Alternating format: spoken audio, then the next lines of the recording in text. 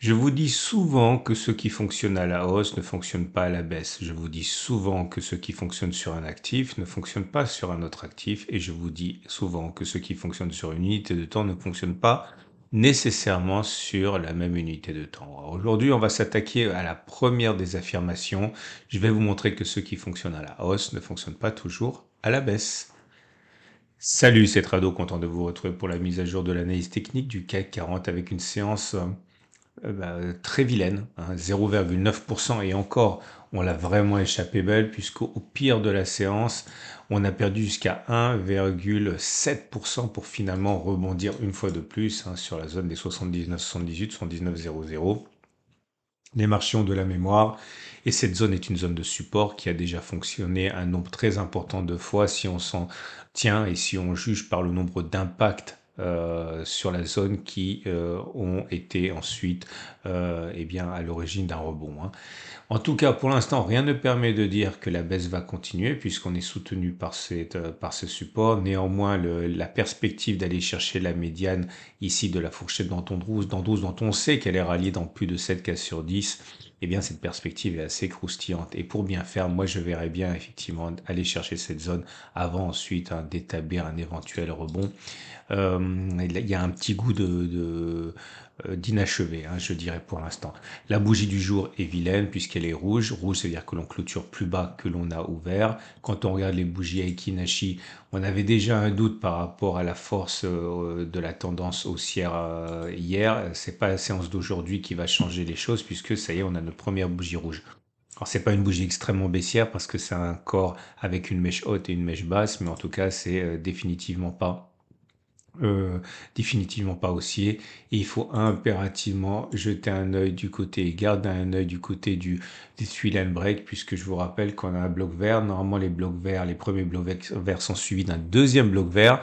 Il arrive qu'il en soit autrement, c'est-à-dire une séquence rouge, vert, rouge. On en a une ici par exemple ou encore là, mais si vous regardez sur ce test que j'ai fait il y a 2-3 jours, eh bien, normalement, la consolidation en cours serait statistiquement une occasion de rentrer à la hausse en pensant que à terme, effectivement, hein, les statistiques devraient être respectées. Alors, aujourd'hui, j'aimerais vous parler du vortex, mais avant ça, petit détour du côté des moyennes mobiles. La moyenne mobile à cette période est toujours ascendante, mais on est en dessous, donc la tendance immédiate, elle est neutre. La tendance générale est baissière parce qu'on est en dessous de la M20 qui descend. La tendance de fond est neutre parce qu'on est en dessous de la M50, mais celle-ci monte. Et la tendance de long terme, elle, par contre, elle est haussière puisqu'on est au-dessus de la M200 qui est toujours en train de monter. Alors aujourd'hui, j'aimerais vous parler de quelque chose qui a son intérêt, je pense, pour vous. Parce que c'est vrai que je le dis souvent, mais je ne l'ai jamais vraiment expliqué cette année. Comme j'essaie de mettre tout le monde à égalité, hein, les nouveaux comme les plus anciens. Je vais vous montrer le vortex. Alors pourquoi je vous montre le vortex? Parce qu'il vient de délivrer un signal. Alors le vortex, c'est ça. Hein, donc lorsque la courbe verte passe au-dessus de la courbe rouge, c'est un signal qui dit d'acheter, comme ici. Et lorsque le rouge passe en dessous au-dessus du vert, pardon. Donc, soit le vert passe au-dessus du rouge, il faut acheter, soit le rouge passe au-dessus du vert et ça nous dit de vendre. OK? Alors là, je vous en donne quelques-uns. Là, acheter.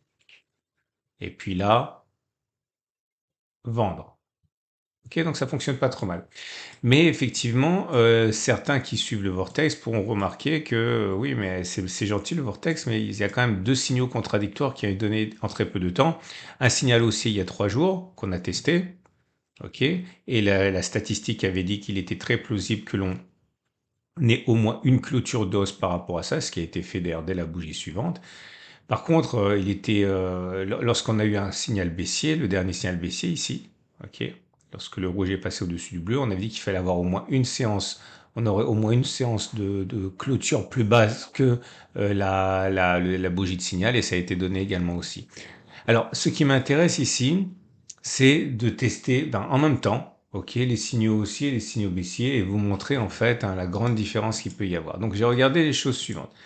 J'ai regardé, par exemple, je vais prendre un exemple, ça va être plus simple là. Là, on a eu un signal haussier et j'ai mis 2 pouces verts. Pourquoi j'ai mis 2 pouces verts? Parce qu'une fois que la signal a été donnée, ça a été sur cette bougie-ci. Si je mets un stop de protection sous le plus bas du cycle baissier du vortex. Le cycle baissier du vortex, ben, c'est quand le rouge est passé au-dessus du vert. Le plus bas, il était là. Ok. Donc, si je mets un stop de protection ici et que je regarde la distance qui a été parcourue entre le moment où on a eu le signal et le stop de protection, c'est-à-dire que si on arrive à moins 471, on a perdu notre pari, eh bien on voit qu'on a fait au moins 4,71 vers le haut. On a même fait beaucoup plus, on a dû faire 9,10 je crois, 8, voilà. En tout cas, on a fait au moins une clôture au-dessus de la clôture qui a déclenché le signal et on a fait au moins une fois la distance au stop de protection. Ici, clairement, 4,7%. Et là, juste à côté, vous voyez, c'est une flèche haute et une flèche basse pour faire le test inverse. C'est-à-dire que le signal a été donné sur cette bougie-ci, là.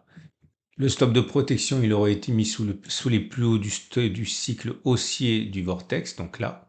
Donc le signal a été donné ici. Non, ici, pardon, stop de protection là. Donc si les courbes vont à 3,04, on est déclenché à la baisse. On a été déclenché en stop de protection ici, mais entre-temps, on avait quand même eu le temps de clôturer plus bas. Donc il y a eu une clôture plus bas, mais pas la même distance au stop de protection reportée vers le bas. OK? Et j'ai pas tenu compte des faux signaux. Et pour ne pas tenir compte des faux signaux, j'ai tenu compte des signaux qui étaient donnés après que la tendance ait au moins duré une bougie. Sinon, ce sont des faux signaux. Je vous montre un exemple là. De toute façon, vous n'allez pas vous y retrouver lorsque vous avez contrôlé. Voilà ici. Vous voyez, il y a un signal baissier. Pardon, je vais zoomer parce que sinon on ne va pas comprendre. Voilà. Il y a eu un signal haussier qui a été donné ici. Alors il a fonctionné, mais j'en ai pas tenu compte parce qu'en fait le cycle baissier du vortex n'a duré qu'une seule bougie. Donc ça pouvait s'apparenter à un signal, à un faux signal. En fait, c'est comme si on était toujours en signal et en tendance haussière depuis avant et qu'en fait il y a eu un faux signal. Quand c'est comme ça, j'en tiens pas compte, ok? Parce que ça arrive assez souvent. Donc je vais faire défiler rapidement parce que sinon je vais parler trop longtemps et je sais que vous regardez souvent le matin et vous êtes pressé. Donc voilà, je recommence. Donc j'ai fait le test 32 fois à la hausse et 34 fois à la baisse. Me demandez pas pourquoi, j'ai pas fait exprès. Quand on aime, on ne compte pas. Encore une expression de vieux. Et je suis remonté comme ça. J'ai pas filtré, hein, j'ai pas utilisé la M200 ni quoi que ce soit. J'ai pris tous les signaux qui se présentaient.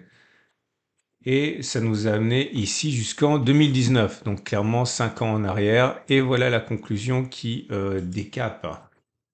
Est-ce que l'on peut, suite au signal qui a été donné aujourd'hui, on va prendre plutôt à la hausse d'abord, est-ce qu'il est légitime, une fois que le signal a été donné à la hausse ici, de parier sur le fait qu'il y aura au moins une clôture au-dessus de la bougie de signal, comme ça s'est avéré vrai d'ailleurs, non, comme ça s'est pas avéré vrai pour l'instant encore pour le tout dernier signal.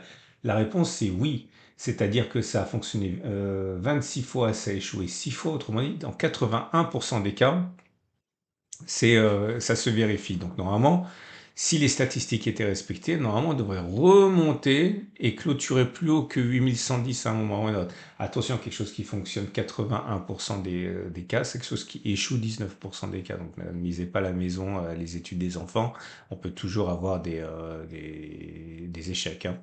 Et l'inverse alors. Est-ce que lorsqu'on a un signal baissier comme aujourd'hui, on peut parier sur le fait qu'on va clôturer un moment plus bas que 8020 avant que de toucher les précédents sommets 8150? C'est pareil. 82% de succès, 18% d'échec. Là où c'est intéressant, c'est lorsqu'on devient un petit peu plus exigeant et qu'on essaie de gagner de l'argent. Parce que là, avec ce que je viens de dire, on ne peut pas gagner de l'argent, hein, puisque on ne sait pas combien on gagne quand on gagne, on ne sait pas combien on perd quand on perd. Mais l'idée surtout, c'est que là, si on regarde la même distance parcourue par-delà, c'est-à-dire, je vous répète, si vous débutez, ça c'est utile. Le C a été donné ici. Si vous perdez, si on vient en dessous de moins 411, vous perdez 100. Et si on fait au moins 411, vous gagnez 100. Ok? Donc l'idée ici, c'est que, eh bien, 18 fois, enfin, ça a fonctionné dans 56% des cas à la hausse, ça a échoué 44% des cas à la hausse. Donc globalement, petit avantage quand même. Vous pouvez espérer gagner de l'argent avec ça. Bon, je simplifie, hein, je ne tiens pas compte des frais, etc. Donc c'est rentable, mais on va dire, mais voilà, c'est pas non plus le setup du siècle. Par contre, à la baisse, là, c'est carrément l'autoroute pour la banqueroute.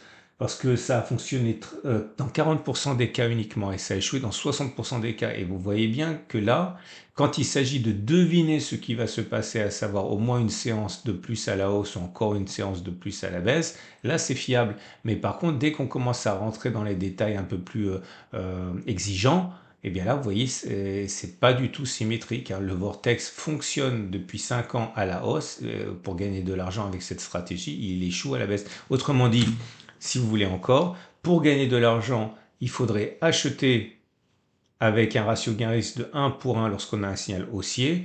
Et par contre, il faudrait faire l'inverse, c'est-à-dire spéculer aussi à la hausse lorsque le signal baissier apparaît, parce que finalement, c'est un système qui ne fonctionne que dans 40% des cas, donc qui échoue dans 60% des cas. Donc en fait, c'est comme ça qu'il faut parier.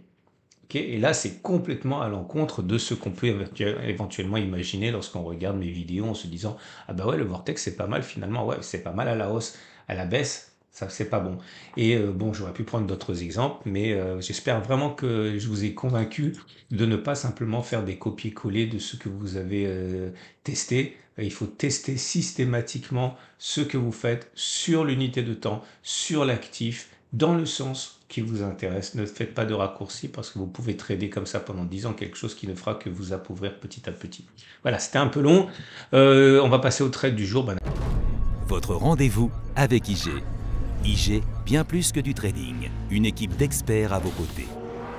Naturellement, si vous êtes haussier, eh bien, vous avez la possibilité d'acheter maintenant, hein. Comme je l'ai dit depuis une semaine, l'idée c'est de mettre un stop de visant un retour sur les plus hauts, par exemple, stop de protection sous la médiane pour question de se protéger contre un ralliement de la médiane. Ça fait un ratio gain-risque de 1 pour 2. C'était mieux quand on a touché la zone, naturellement, hein. Ça, là, ça faisait si on y retourne, ça pourrait vous intéresser. Un bon ratio gain-risque de 1,5. Si vous voulez spéculer à la baisse, eh bien, soit vous attendez que ça monte un petit peu et vous visez la médiane, par exemple, avec un stop de protection sous les sommets, au-dessus des sommets, pour essayer d'avoir un ratio gain-risque de 1 pour 1. Ou alors, si vous avez bien compris ce que j'ai dit, là, vous pouvez spéculer à la... Ah non, je vais dire une bêtise, à la hausse. Non, mais là, donc là, ça ne fonctionnerait pas. Voilà. Bon, en tout cas, attendez que ça remonte pour trader éventuellement. Excellente journée à vous. Vous avez des choses qui vous attendent dans l'onglet communauté de ma chaîne YouTube. Merci de liker si vous avez aimé, c'est très important pour moi. Mise à jour tous les jours, donc vous pouvez vous abonner. À demain pour la mise à jour.